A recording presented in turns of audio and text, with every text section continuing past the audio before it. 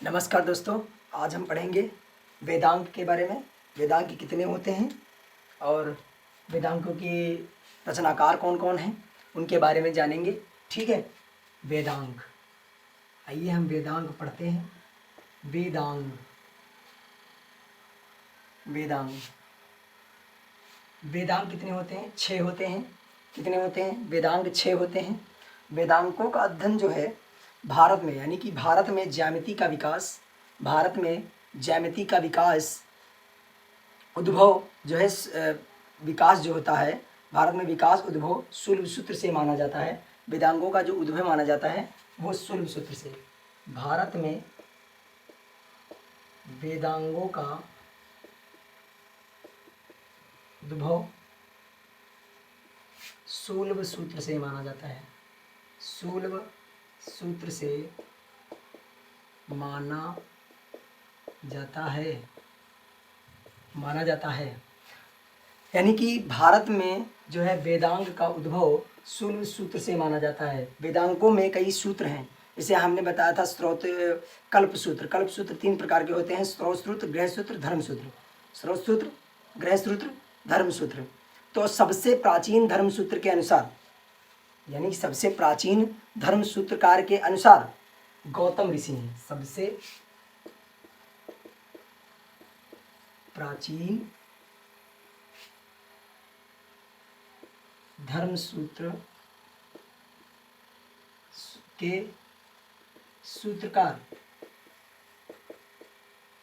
धर्म सूत्र के सूत्रकार गौतम ऋषि हैं। वही गौतम ऋषि जिनकी पत्नी अहिल्या थी।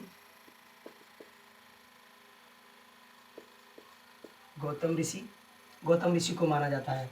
वेदांग 6 हैं, उनको हम बारी बारी से पढ़ते हैं। एक हमारा ट्रिक के माध्यम से उसका हम अध्ययन करेंगे। ब्याजो निसी कच्छ। ब्याजो निसी कच्छ।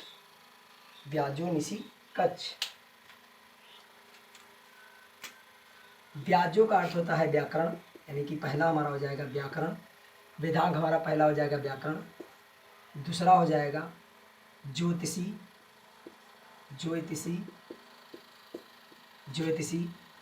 तीसरा हो जाएगा निरुक्त।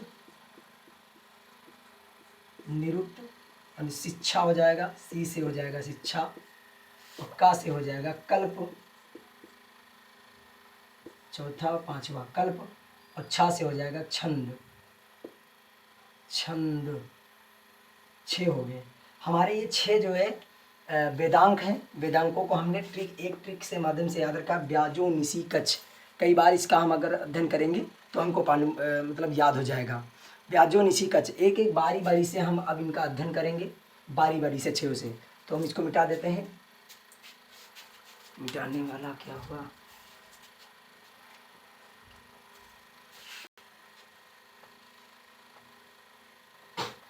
वेदांग हमारे 6 हैं, तो हम बारी बारी से अध्ययन करते हैं। पहला हमारा वेदांग है छंद सूत्र। पहला हमारा जो है व्याकरण हमने लिखा था, तो व्याकरण हेडिंग डालेंगे। व्याकरण का जो अध्ययन करते हैं, यानी कि व्याकरण वेदांग जो हमारा है उसका जो अध्ययन करते हैं पाणिनि की अष्टाध्यायी। पाणिनि की अष्टाध्यायी बुक है।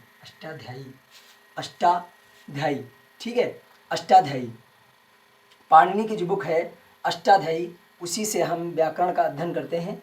और पाणिनि अष्टाध्यायी ये 6ठी सदी ईसा पूर्व में रचा गया। तो पहला ये व्याकरण का हो गया। व्याकरण के बाद आता है हमारा जो है व्याकरण के बाद ब्याजो, यानी कि ज्योतिषी।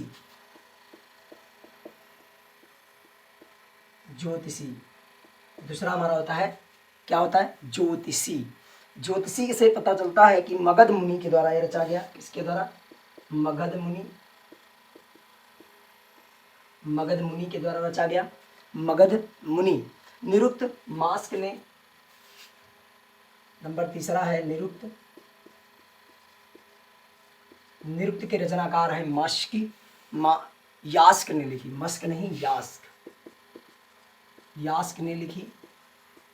सबके रचनाकार अलग अलग हैं, इनका हम बारी बारी से अध्ययन कर रहे हैं। शिक्षा, तीसरा हो जाएगा शिक्षा।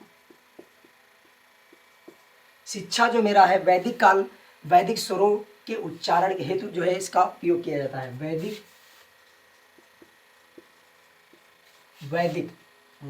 वैदिक जो है वैदिक स्वरों के कुछ उच्चारण है, उच्चारण करने के लिए किया गया, उच्चारण करने के लिए किया गया। फिर आता है नंबर 5 कल्पसूत्र। कल्पसूत्र मुख्यतः कल्पसूत्र जो है 3 प्रकार का है। एक है स्रोत सूत्र,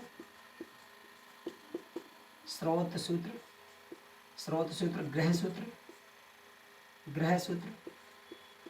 और धर्म सूत्र। 3 प्रकार है इसके। कल्प सूत्र के 3 प्रकार हैं, स्रोत सूत्र, गृह सूत्र और धर्म सूत्र। स्रोत सूत्र जो है ये यज्ञ संबंधी है। क्या है? यज्ञ संबंधी है, यज्ञ संबंधी है। और लौकिक एवं राजनीतिक जानकारी, लौकिक एवं राजनीतिक जानकारी, लौकिक एवं राजनीतिक जानकारी, लौकिक एवं राजनीतिक कर्तव्यों का उल्लेख ऐसे लिखेंगे, कर्तव्यों का उल्लेख इसमें हुआ है, कर्तव्यों का उल्लेख हुआ है। इसमें अब धर्म सूत्र में धार्मिक ग्रंथों के बारे में दिया गया है। धार्मिक सामाजिक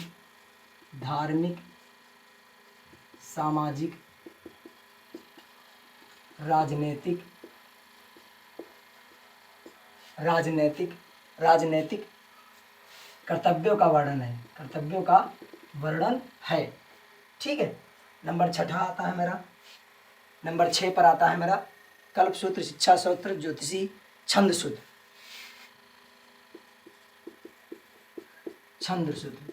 छंद सूत्र वो सूत्र है जिसमें छंद विधा से संबंधित प्राचीनतम ग्रंथ माना जाता है, जिसको पिंगल वत्स ने रचा। इनका नाम था पिंगल वत्स। क्या नाम था? पिंगल वत्स। भारत में स्रोत सूत्र, भारत में जयंती का विकास हमने बता दिया था, और ये छंद सूत्र पिंगल वत्स हो गया। और जो अष्टाध्यायी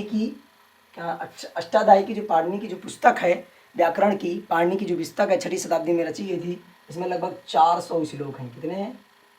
400 श्लोक हैं।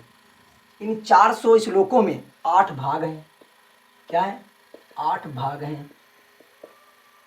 8 भागों में धातुओं के संबंधित में, जैसे कि धातु संबंधी प्रत्यय, उपसर्ग, संधि, आदि उपधातु, यानी कि आदि उपधातु जो है संधि और समास आदि जो है उपधातु दिए हुए हैं 8 भागों में। ठीक है। ये हमारा हो गया आज के लिए वेदांग के बारे में हमने संपूर्ण अध्ययन किया। हम अगली कक्षा में जो है और अध्ययन करेंगे। अभी बहुत सारे हमारे ऐसे टॉपिक हैं जो छूटे हुए हैं, उनका हम बारी बारी से अध्ययन करते चलेंगे।